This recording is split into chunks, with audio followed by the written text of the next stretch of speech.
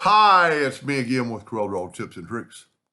This is the fisheye effect, but I've added some element to it to make it look, to me it still doesn't look round. It more looks like a Frisbee with an edge on it. So there might be another way to do this.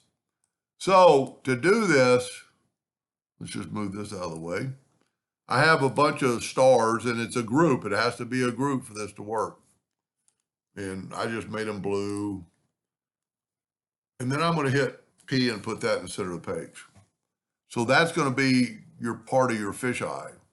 So with it selected, we're going to go to Effects, Lens, and we're going to go pick Lens Effect and go Fisheye.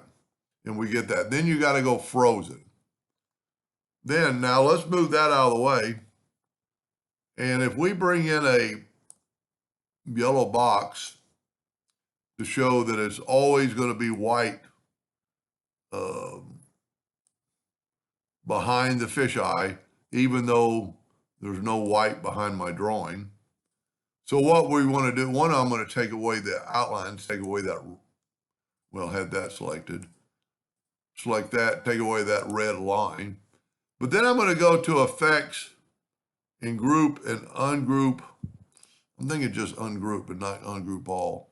Now, if we take this and move it over, there's always a ghost figure. Just delete that. Then click on it again, and you've got this wipe.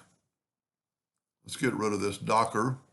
And now let's get, and I might even work on getting a shadow, but I'm going to get the interactive fill tool. I'm going to swipe across.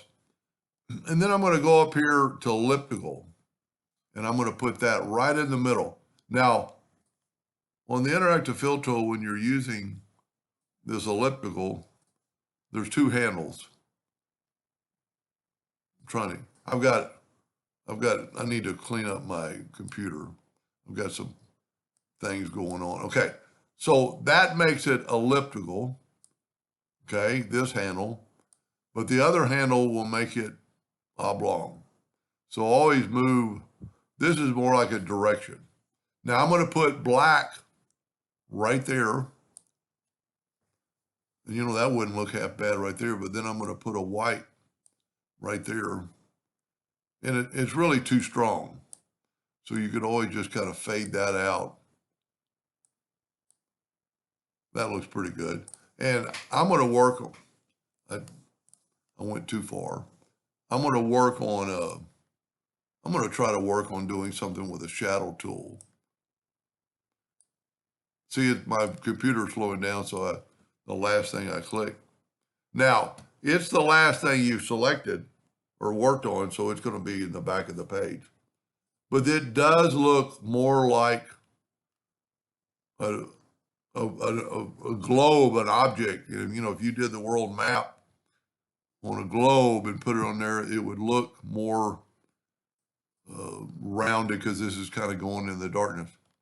And I'm thinking maybe even the shadow tool will do that, but I think the interactive fill tool is maybe your best bet. Anyway, I hope that gave you some ideas or so, and thank you for watching.